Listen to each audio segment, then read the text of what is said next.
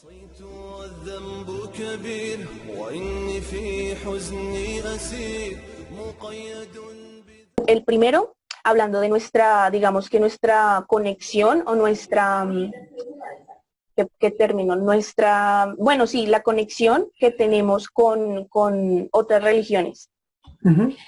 Yo sé que muchos sabemos que hay muchas religiones que son cerradas, pero bueno, eso es un error decir que la religión es cerrada, más bien el creyente, la persona que decidió tomar esa religión es una persona que claramente tiene la libertad de tener un diálogo, por ejemplo, interreligioso o de cerrarse únicamente a mi forma de pensar y a lo que dice mi religión y ya, de aquí yo no salgo. Pero no, por ejemplo, desde mi experiencia, yo soy musulmana desde el nacimiento, de pronto más tardecito les podemos explicar las dos formas de pertenecer al Islam. Y, por ejemplo, yo me crié aquí en Colombia y si alguno de ustedes me conoció de pronto en el colegio, yo en el colegio no usaba el hijab. Después podemos hablar del hijab. Bueno, entonces yo en el colegio yo no usaba el hijab y usaba pues mi uniforme normal. Eh, en la calle tampoco usaba el hijab, lo usaba únicamente cuando yo me sintiera a gusto usándolo, y esto es porque usar hijab es una decisión que la mujer toma, dependiendo de muchos factores.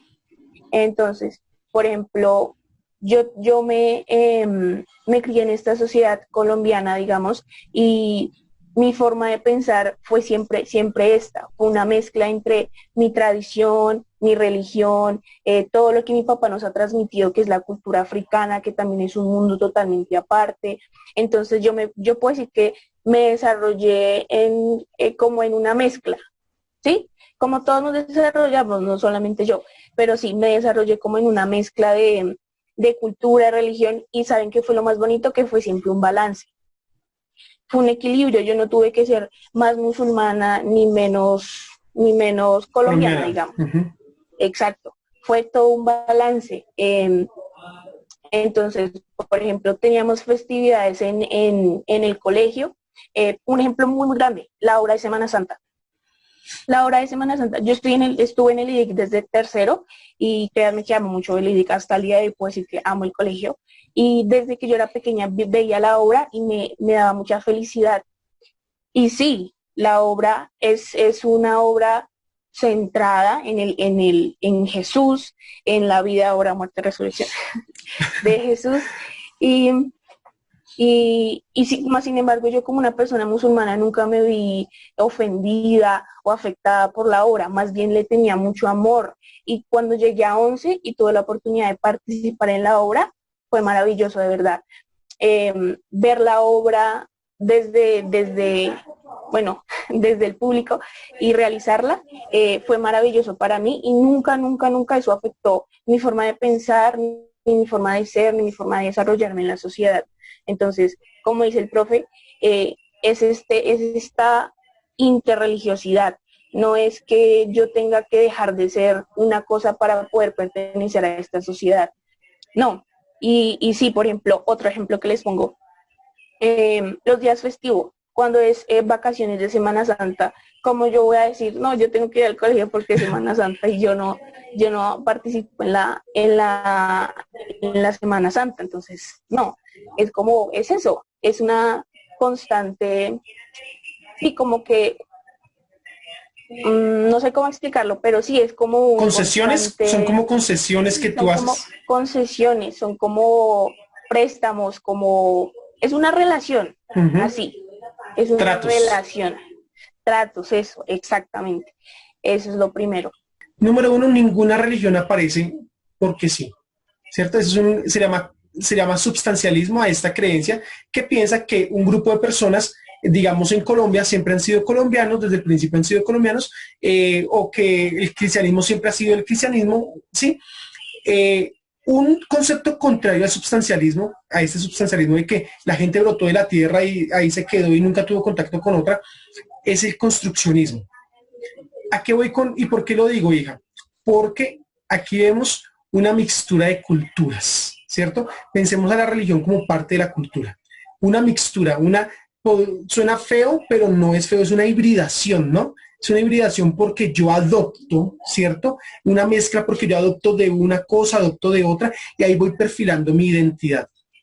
Entonces, hay gente que dice, yo soy así, yo soy auténtico. No, nosotros tomamos de lo que la sociedad nos brinda y nuestra libertad consiste en elegir qué vamos formando en nuestras vidas, qué adoptamos en nuestra vida para construirnos como sujetos, pero más allá también las sociedades han hecho eso a través de muchas mezclas, ¿cierto? Porque hay grupos invasores que vinieron sobre otros, hubo una mezcla, una hibridación, y como resultado viene un país como Colombia o un continente latinoamericano, ¿cierto? O una Latinoamérica más bien, que es resultado de esa hibridación, de esa mezcla, de ese contacto con otros. Entonces, es muy bonito lo que tú dices, porque todos somos mezcla de muchas cosas, ¿cierto? De muchas cosas. Y hacer esas concesiones, esos tratos entre una cosa y la otra, pues nos va construyendo como persona. Entonces, qué bonito es que para el Islam, Jesús también fue un profeta, ¿cierto?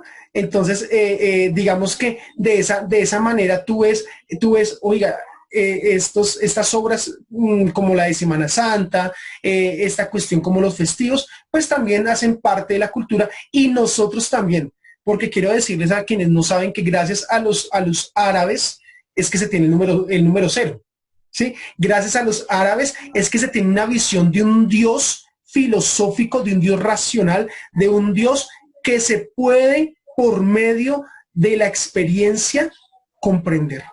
Eso no lo tenía el cristianismo, lo tenían los árabes y más adelante, entonces, gracias a la llegada del Islam en el del medioevo a Europa, pues el cristianismo adopta ese concepto de Dios que se puede entender a través de la naturaleza. Entonces tenemos aquí vemos que no es que una predomine sobre la otra, sino que las dos han ido construyendo ese concepto de Dios, han ido comprendiendo e interiorizando en ese concepto de Dios.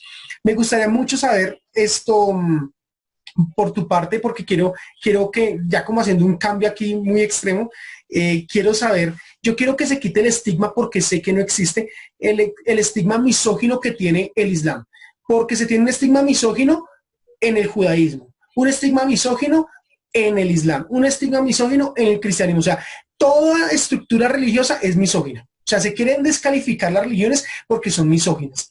Entonces, yo quiero, primero que todo, vamos a hablar solamente del Islam, que ustedes sepan que la mujer para el Islam es algo preciado, es algo hermoso.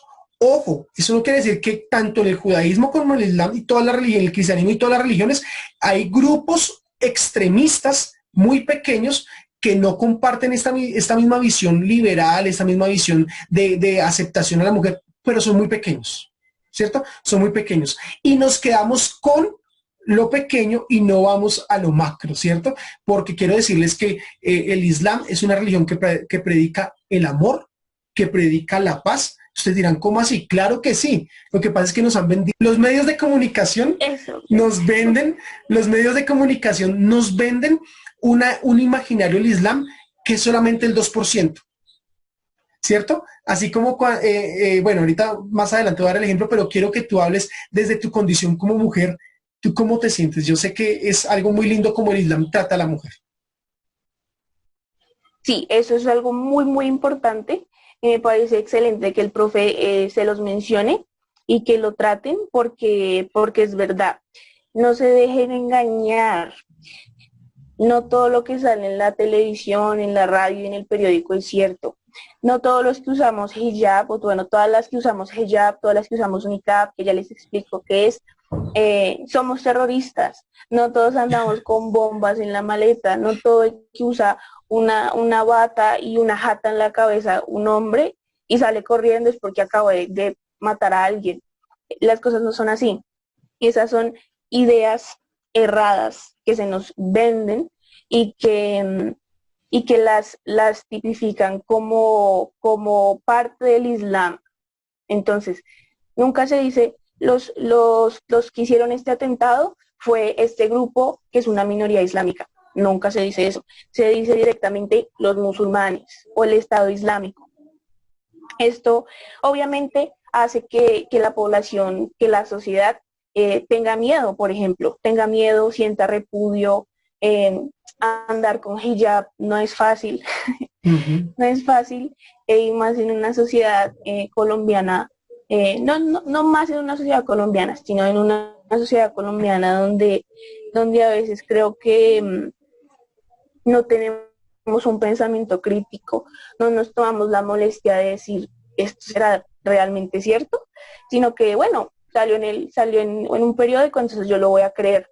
Entonces, han ocurrido muchos episodios de que una mujer sale con hijab y puede recurrir a la violencia en muchas ocasiones, pero también a las miradas o a los malos tratos. Pero bueno, eso es otro tema. Entonces sí, es muy importante que no crean que el que es musulmán, por ser musulmán, es malo, es terrorista, es opresor, es lo peor que existe. No es así. عصيت والذنب كبير وإني في حزني أسير مقيد